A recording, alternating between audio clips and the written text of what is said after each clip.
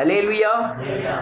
Right. இயேசுவின் நாமத்தினாலே Bible பழைய ஏற்பாடு 39 புஸ்தகம், புதிய ஏற்பாடு 27 புஸ்தகம். சொல்லுங்க.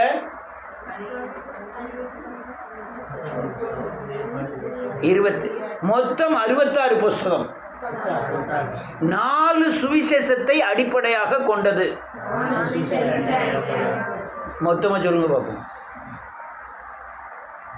பழைய ஏற்பாடு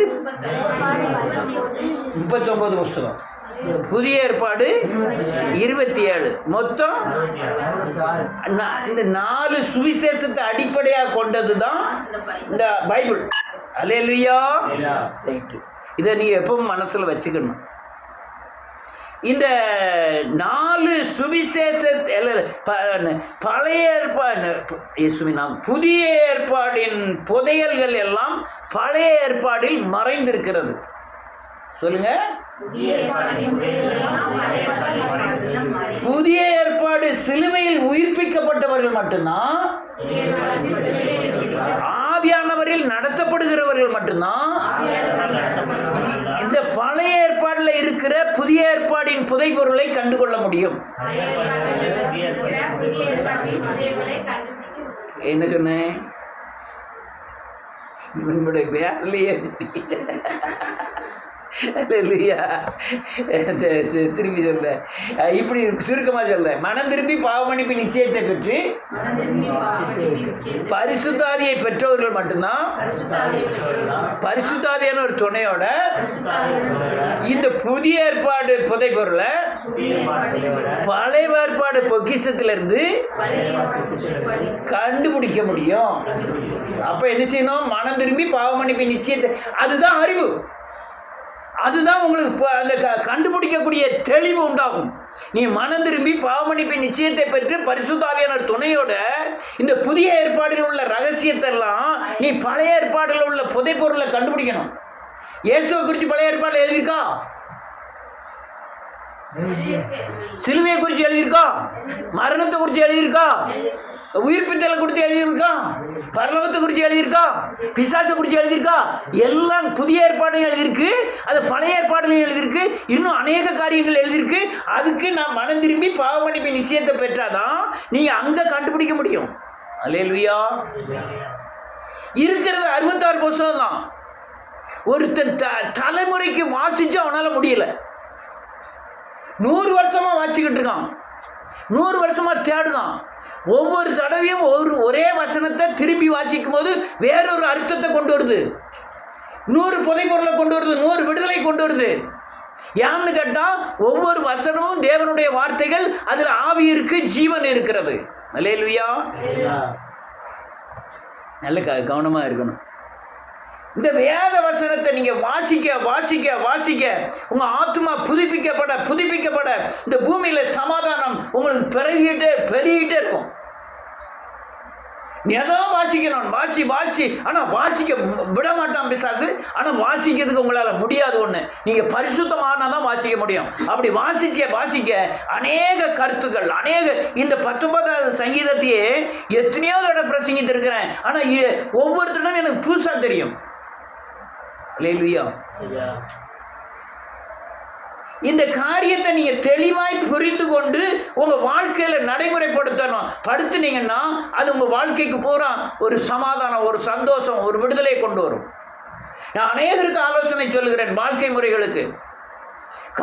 அது பூரா எடுத்தது என் புத்தினால் அல்ல, இந்த வேதவசனத்தில் மறைந்திருக்கிற அநேக சத்தியங்களை கொண்டு ஒரு ஒருத்தனுடைய வாழ்க்கை முறையில் எப்படி விடுதலை ஆகணும், எப்படி நடக்கணுங்கிறத போதிக்கிற சிலர் கேட்காங்க, ரொம்ப பேர் கேட்கறதில்ல. காரணம், அவர்கள் ஆவியில் இன்னும் உயிர்ப்பிக்கப்படவில்லை. ஆவியில் உயிர்ப்பிக்கப்பட்டவர்கள் மட்டும்தான் தேவ ஆலோசனைகளுக்கு உட்படுவார்களை தவிர எல்லாரும் உட்படுவதற்கு உண்டான வழிகள் இல்லை. குளோரிந்தமா சர்ச்சில் புதுசு ஆள் வருது, இந்த சத்தியம் புதுசா இருக்கு, இது என்னை விடுதலை ஆக்கிச்சு, இப்படிலாம் பேசுறாங்க. அடுத்தால வர முடியாத காரணம், அவங்க இன்னும் மனம் திரும்பல, இன்னும் இயேசுவை ஏற்றுக்கொள்ளவில்லை, இன்னும் சிலுவை சுமக்க அவங்களுக்கு ஆயத்தம் இல்லை. மனக்கண்ணை திறப்பதற்கு ஆவியானவர் துணை தேவை. வேதம் வாசிப்போம், ஒரு வசனம் வாசிக்காம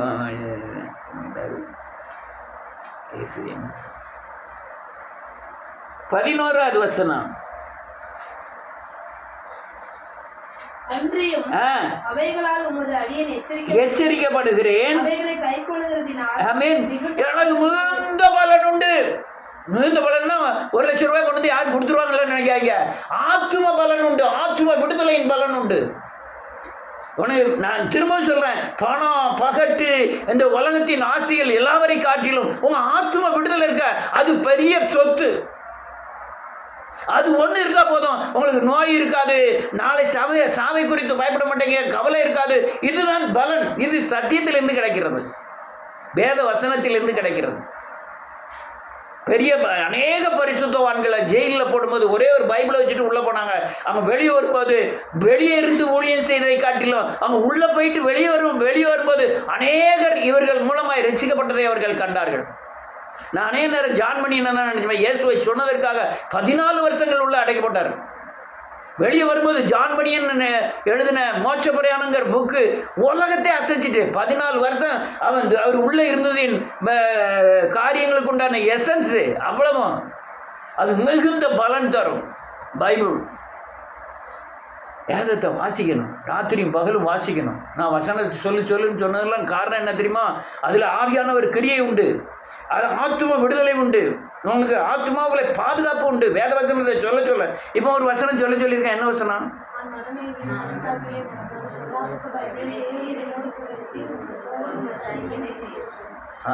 இந்த வசனம் தான் சொன்னியா? சின்ன பிள்ளைலாம் சொல்லணும், நிறைய சொல்லணும் வசனத்தை. நீங்கள் அநேக 1000 வசனத்தை சொல்லி பார்க்கணும். ஒரு வசனம் 2 வசனத்தை அது உங்களுக்கு இதுக்குள்ளே உறுதிப்படுத்தணும். அதிலிருந்து ஒரு பாவியானவருடைய பாதுகாப்பு உங்களை நோக்கி வெளியே வரும். அல்லேலூயா, வெளியே வரும். அந்த பாதுகாப்பு தான் உங்களுக்கு. இப்போ நடந்த பிரச்சனையில் கூட எனக்கு சில ஆயிரங்கள் செலவு. ஒவ்வொரு தடவை எனக்கு பிரச்சனை ஆயிரங்கள் செலவாகுது. ஒவ்வொன்றும் சங்க பிடிக்கிறாங்களோ அவருக்கு பிரச்சனைகள்லாம். ஆனால் நான் பயப்படுறதில்லை. ஆனால் இந்த வசனம் தான் எனக்கு அக்கிரமங்களை மன்னித்து நோய்களை குணமாக்கி அல்லேலூயா பிராணனை அழிவுக்கு மீட்டு கிருபையினால் இரக்கங்களினால் முடிசூட்டி அல்லேலூயா என் நன்மையினால் என் வாயை திருப்தியாக்குகிறார். கழுகுக்கு சமானமாய் என் வயது வாழ வயது போல் திரும்புகிறது. இந்த வசனம் சொல்லிகிட்டே இருந்தேன். எல்லாம் எங்கே போச்சுன்னே இல்லை, பிரச்சனை எல்லாம் எங்கே போச்சுன்னே தெரியல. அல்லேலூயா. இந்த காரியத்தை நீங்கள் எவ்வளோ தூரம் புரிஞ்சுருக்கீங்கன்னு தெரியல. புரிந்து கொள்வதும் அதை பின்பற்றுவதும் நிறைய அவசியம். அல்லேலூயா. ரைட்டு, வாசிப்போம். 7வது வசனம்.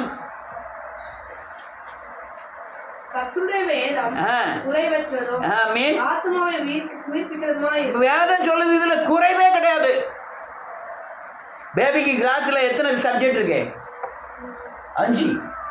5 சப்ஜெக்டையும் ஒரு வருஷத்துல படிச்சு முடிச்சிச்சா? 5 சப்ஜெக்ட்லேயும் எத்தனை பாடங்கள் இருக்கும் மொத்தம்? ஒரு சப்ஜெக்டில் எத்தனை பாடம் இருக்கும்? இல்லை, எத்தனை?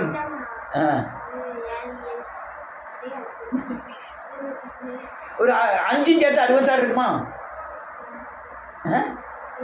கூட இருக்கும். நீ மேக்ஸின்னு எடுத்துக்கிட்டாலே மேக்ஸின் பிரிவுகள் எத்தனையோ மேக்ஸின் இருக்கு. அதுவும் 10ஆம் கிளாஸுக்கே பிள்ளைத்தண்டி புக்கு கொடுக்காங்க. நான் படிக்கும் போதெல்லாம் ஸ்கூல் போகும்போது ஒரே ஒரு நோட்டு மாத்திரம் கொண்டு வர்றது. ஒரு பேனா, ஒரு நோட்டு, நடுவில் சிகரெட்டு. யாரும் கேட்டு அதை படிச்சிடாதீங்க. ஆனால் இப்போ பார்க்க அந்த பொதி சமைக்கிற மாதிரி செமக்க மாட்டாமல் பிள்ளையெல்லாம் கொண்டு போகுது.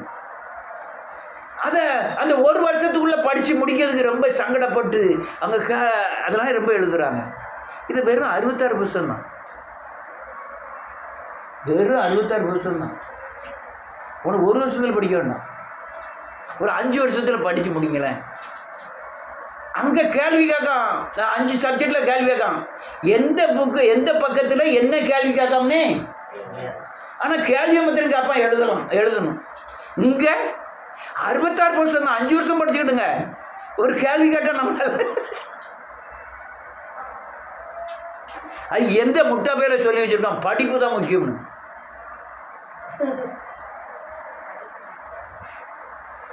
படி படி படி படி. அப்பா, பயங்கரமான பிசாசின் ஆதிக்கம் அந்த படிப்பில் தான் இருக்கு.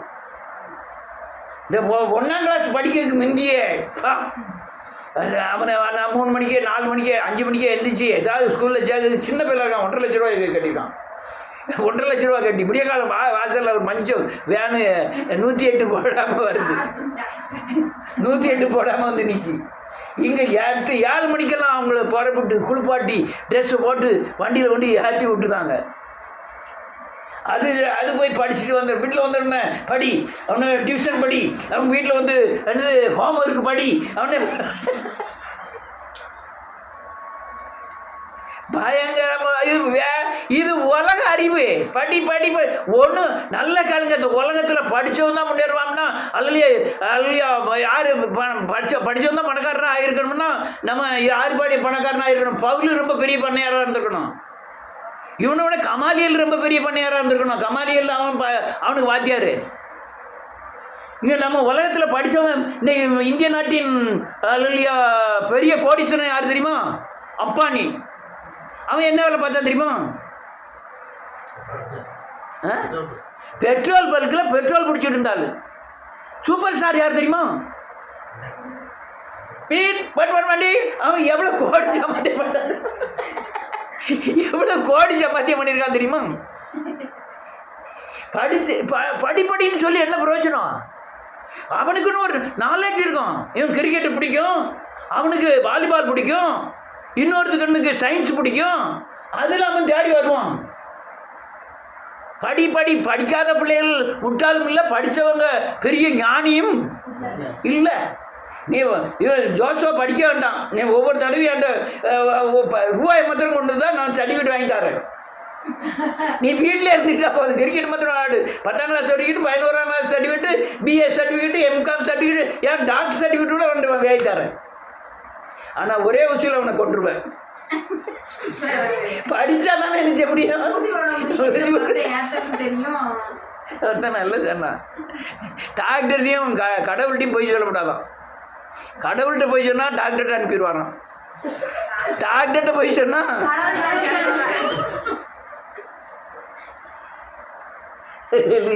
அதனால உலக ஞானத்தை காட்டிலும் தேவ ஞானம் உலக ஞானத்தை ஜெயிக்க வல்லமை உள்ளது. எல்லா உலக புத்தகத்தெல்லாம் படிக்கிறதை காட்டிலும் பைபிளை படித்து ஞானியாவது உலகத்தை பைத்தியக்காரனாய் ஆக்கக்கூடிய தன்மை இந்த பைபிளில் இருக்கிறது. அதனால இது குறைவற்றதுன்னு வேற சொல்லுது. எந்த வகையிலையும் நீ சயின்ஸ் அடிப்படையில் எடுத்துக்கிட்டாலும், மேக்ஸ் அடிப்படையில் எடுத்துக்கிட்டாலும், அறிவியல் அடிப்படையில் எடுத்துக்கிட்டாலும், எந்த அடிப்படையில் எடுத்துக்கிட்டாலும் அல்லேலூயா இந்த வேதம் குறைவற்றது. உன் வாழ்க்கையில் நீ 6 வயசு பையனுக்கும் இந்த வேதத்தில் அல்லேலூயா பதில் இருக்கிறது. 100 வயசு கிழவருக்கும் இதில் பதில் இருக்கிறது. கடந்த வருஷங்கள் கடந்த ஆயுளுக்கும் பதில் இருக்கிறது. வருங்காலத்துக்கும் பதில் எல்லாமே இந்த பதிலில் இருக்கிறது. வேதம் தெளிவாக சொல்லுகிறது இது குறைவற்றது, எந்த வகையிலும் குறைவற்றது. ஆத்துமாவுக்கு வேதம் சொல்லுங்க குறைவற்றதும் ஒவ்வொரு நிமிஷமும் ஆத்துமாவை உயிர்ப்பிக்கிறதா இருக்கிறது.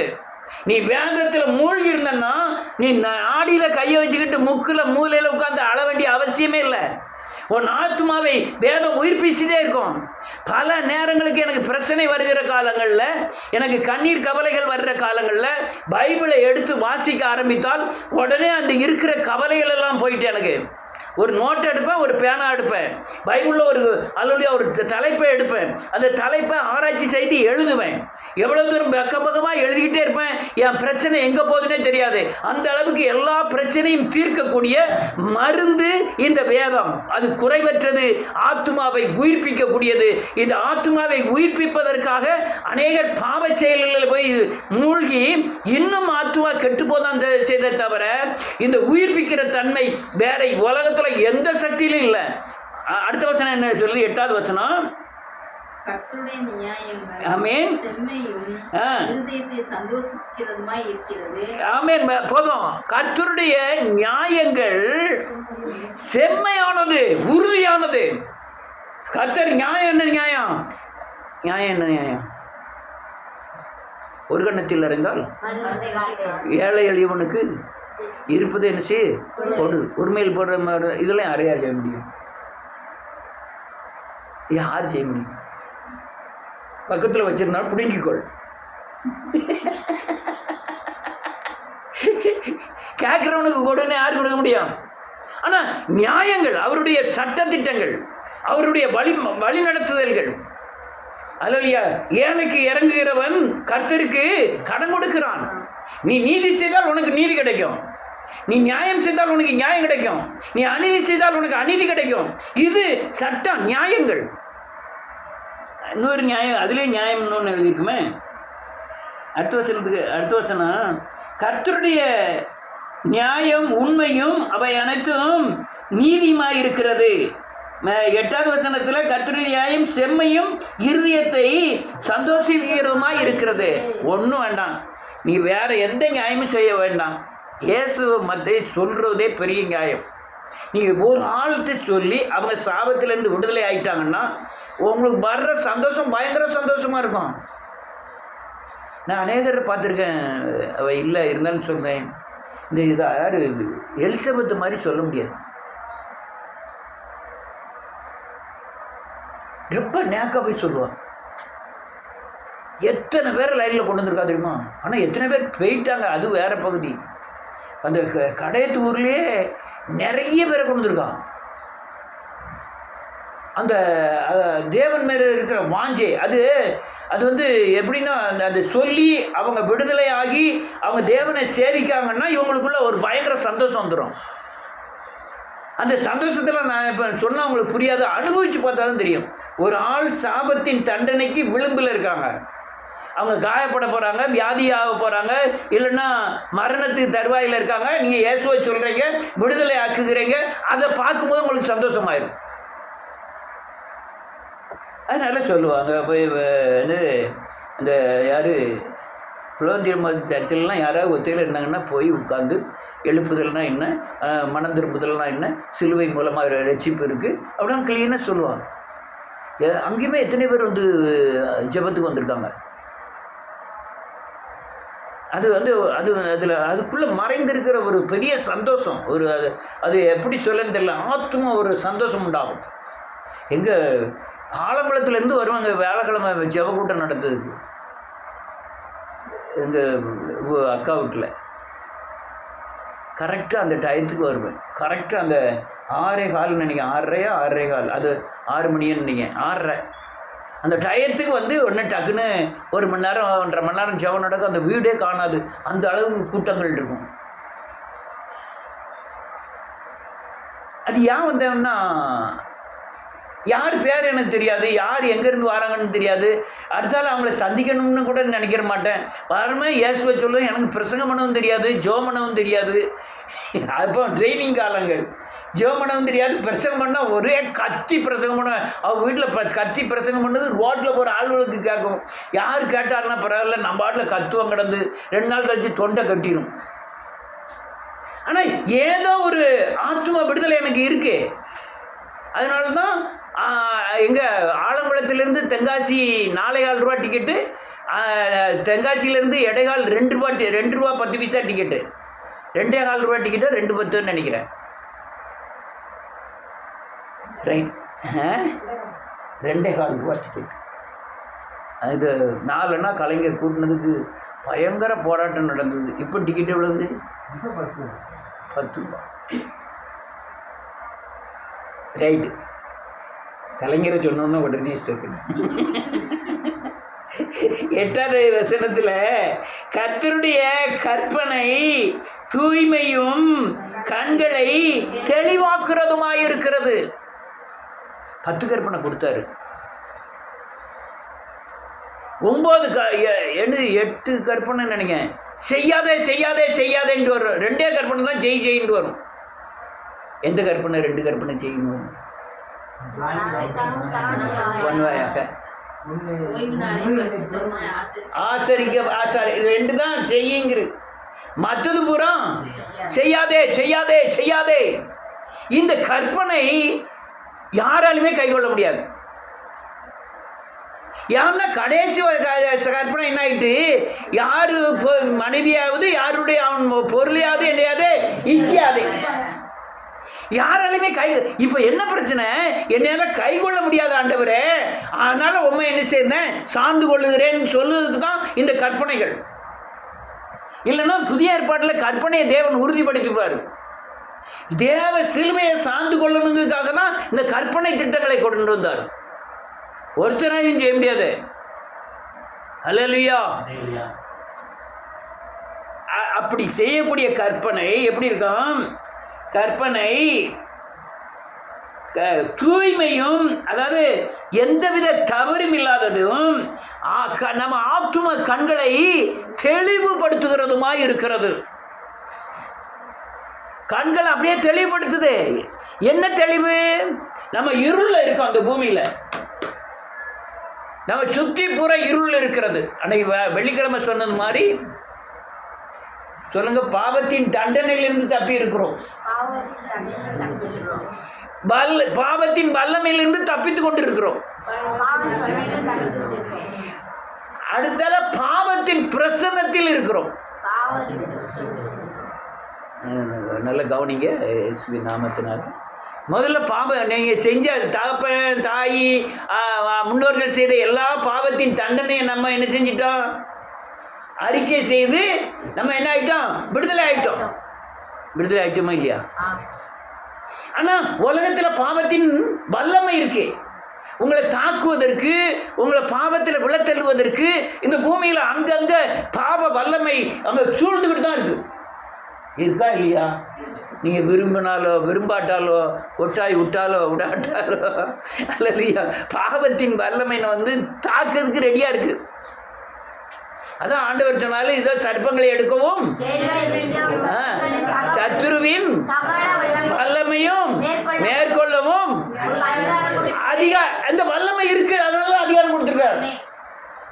உங்க இருதயத்தில் இருக்கிற வசனத்தை எடுத்து போட்டுட்டு உங்க இருதயத்தில் இச்சையை தூக்கி வைக்க முடியும் பிசாசால.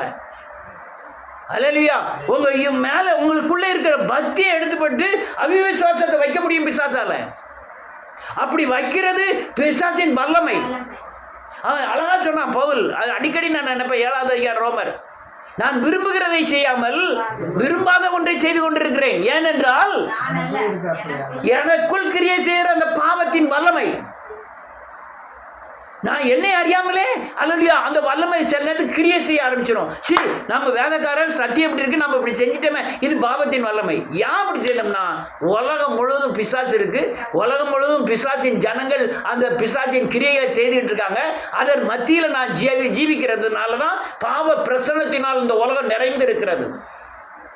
அல்லேலூயா. அந்த நிறைந்திருக்கிற இந்த உலகத்தில் நீங்க தப்பிக்கணும்னா வேதம் வேணும்.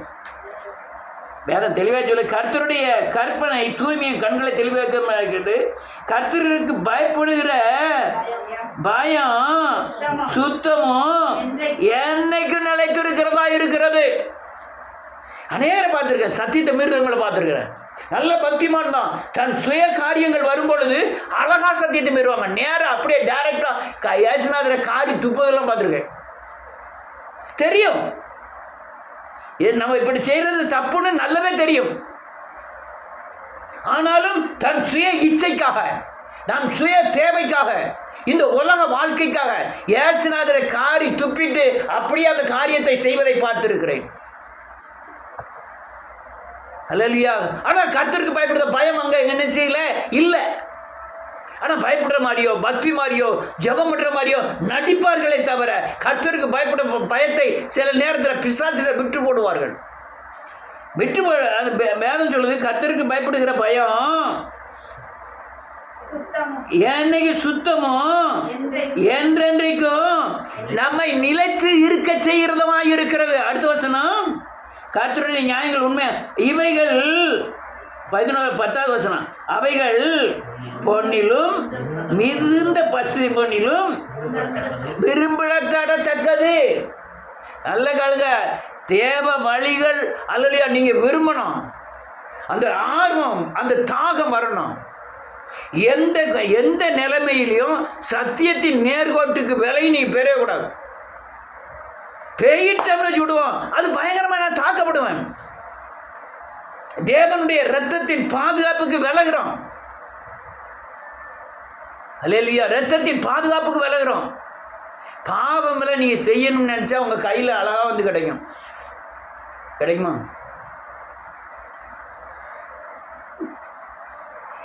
ஆனால் நீ நீதியா நடக்கணும், பரிசுத்தமா நடக்கணும், அதான் கேட்கணும். யா உங்களுக்குள்ள என்ன இருக்கு? பாவத்தின் தன்மை இருக்கு. நீ எங்கேயுமே தேட வேண்டாம், பொய் சொல்லுங்க, எங்கேயுமே கேட்கணுமா? ஆனா பரிசுத்தப்படுறதுக்கு பிரயாசப்படணும். பரிசுத்தத்தில் நடந்துன்னா அநேக இடங்களில் எக்காலமாய் பேசுவாங்க, அவங்கள அவமானமாக பேசுவாங்க. நீங்கள் நீதியாக நேர்மையாக நடந்தால் பைத்தியக்காரம்பாங்க. ஆனால் அதெல்லாம் சகிச்சு நீங்கள் நீதியாக நடக்கணும்னா உங்களுக்கு அல்ல. ஆனால் பாவம் செய்ய உன்னை புகழுவார்கள். ஒரு பொம்பளை இருந்தா, என் மகா ஐசியூவில் இருக்கா, ஒரே மகா தான், இருந்தாலும் நான் விஜய் அண்ணாவை பார்க்கணுன்ட்டு வந்திருக்கேன். நான் பழனியிலிருந்து வரேன். அடப்பாவிகளா, 21 வயசு பையன் நெருக்கப்பட்டு செத்துட்டான் இந்த கூட்டத்தில். அவன் அம்மா சொல்கிறா, அவன் போனான்னா விஜய் தான் இருக்காரு, அது போதும். 21 வயசு பையன் செத்துட்டான். கையில் வச்சிருக்க பிள்ளை கூட்டத்தில் நெருக்கி செத்து போச்சு. அது அந்த அம்மா சொல்லுதா, வேற ஒரு பிள்ளை வேணும்னா பெற்றுட்டு போகிறது, ஆனால் விஜய் இறந்து போயிட்டாருன்னா திருப்பி பார்க்க முடியுமா?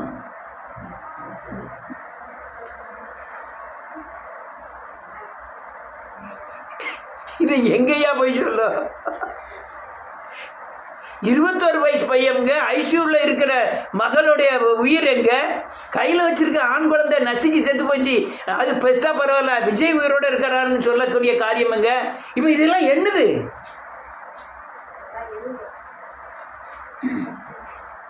வேற ஒன்றும் இல்லை, இது ஒரு பயங்கரமான இருளின் ஆதிக்கம் அப்படி மூடி இருக்கு. அல்லேலூயா. வேதம் சொல்லுது, பொன்னிலும் மிகுந்த பசுமொன்னிலும் விரும்பப்படத்தக்கதையும் தேனிலும் தேன் கூட்டில் இருந்து ஒழுகும் தெளித்தேனிலும் மதுரமாய் இருக்கிறது வேதவசனம். நீ வேதத்தை நேசிக்கணும், வாசிக்கணும், ஒவ்வொரு நாளும் வேதத்தை வாசிக்கணும். நான் கூடியவரை வேதத்தை வாசிக்காத நாளே இருக்காதுன்னு நினைக்கிறேன். ஒவ்வொரு நாளும் கண்டிப்பாக வேதத்தை வாசிடுவேன். ஆனால் பிரச்சனை உள்ள காலங்களில் நிறைய வாசிப்பேன், நிறைய எழுத ஆரம்பிப்பேன். நீங்கள் அப்படி செய்யணுங்கிறதுக்காக தான் நான் செய்கிறத சொல்கிறேன். நீங்கள் அப்படி செஞ்சீங்கன்னா உங்கள் இது தேனிலும் தெளித்தேனிலும் மதுரமாய் மாறிடும். ஒரு காரியம் நடக்கு, வேதவசனத்தோடு ஒப்பிட தெரியணும். ஒரு காரியம் நடக்கு, இந்த இப்படி செஞ்சோம்னா இப்படி தண்டனை வருமாங்கிற முதல்ல வேத வசனங்களை மனப்பாடம் பண்ணணும், ரொம்ப மனப்பாடம் பண்ணணும். நிறைய வேத வசனம் இருதயத்தில் இருக்கணும். வீட்டில் படிக்கியா? அக்பர் அக்பர் அக்பர் அக்பர் முகலாய பேரரசு, அவர்